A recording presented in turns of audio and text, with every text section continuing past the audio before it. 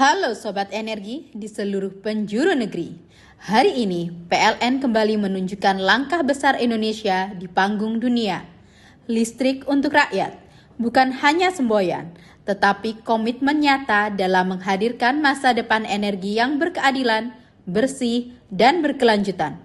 Pada 14 November 2025 di Belém, Brazil, PT PLN Persero menegaskan komitmen kuatnya dalam mempercepat transisi energi berkeadilan melalui aksi nyata dan kolaborasi global. Dalam ajang prestisius Conference of the Parties ke-30 atau COP30, PLN berpartisipasi aktif dalam sesi CEO Talk bertema Corporate Climate Leadership for Indonesia's Net Zero Action Through High Integrity Carbon.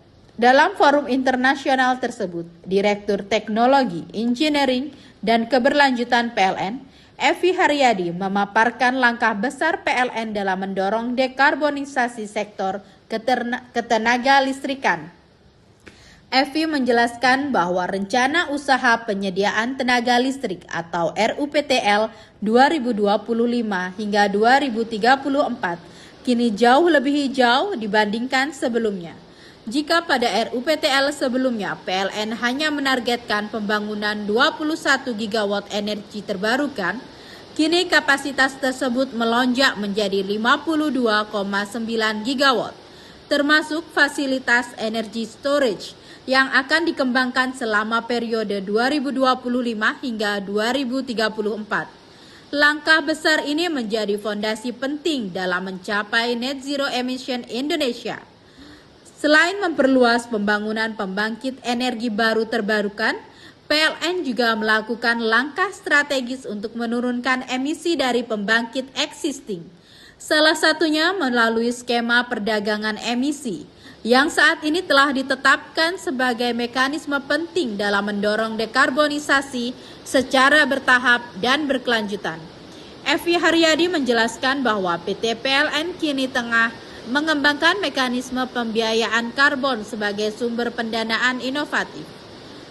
Pendekatan ini diharapkan mampu menarik lebih banyak investasi hijau, mempercepat transisi energi, dan mewujudkan sistem kelistrikan rendah emisi di seluruh Indonesia.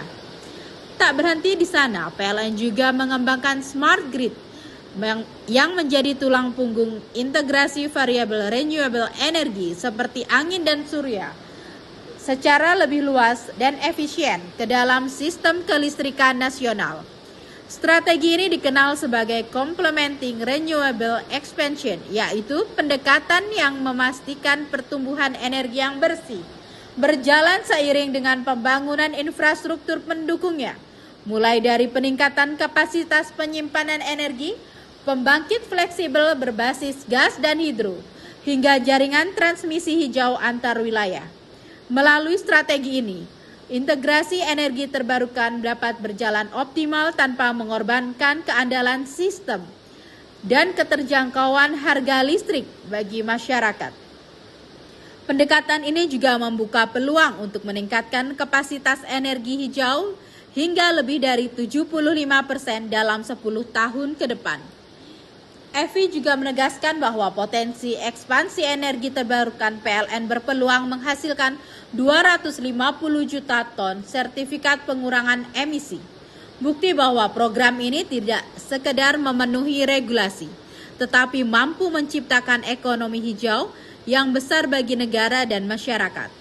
Menurut Evi, ini adalah bukti PLN sebagai penggerak ekonomi hijau nasional dan untuk memastikan transisi energi berjalan menyeluruh dan berkeadilan.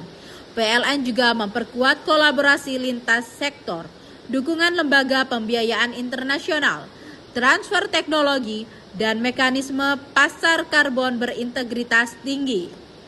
Sobat Energi, dari Brazil, PLN membawa pesan kuat kepada dunia.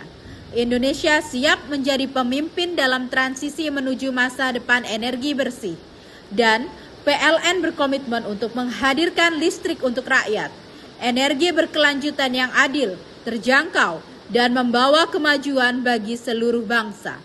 PLN menerangi negeri, untuk Indonesia yang hijau, maju, dan berdaulat energi.